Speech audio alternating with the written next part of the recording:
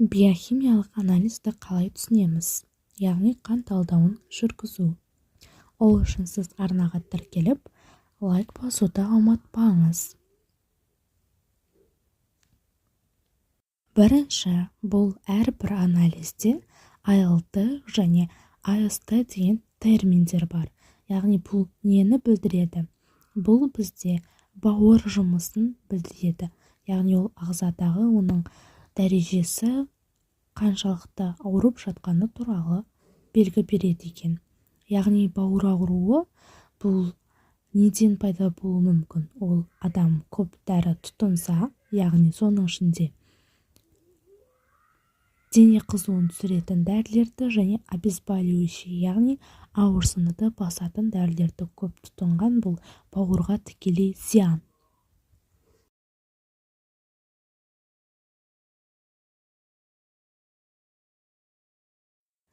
Екінші, бұл мочевина және креатинин терминдері.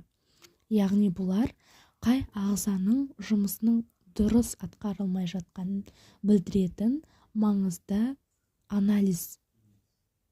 Ол бүйрек жұмысының қаншалықты дәрежеде жұмыс атқарып жатқанын көрсетеді. Яғни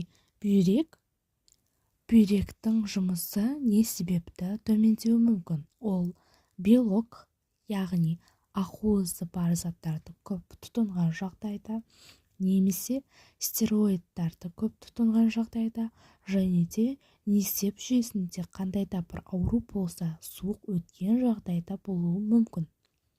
Және ақуыздың жалпы адамға күнделікті қажетті мөлшері ол 3 грамм, яғни 1 килограмм массаға шаққандағы жалпы массаны алатын боламыз.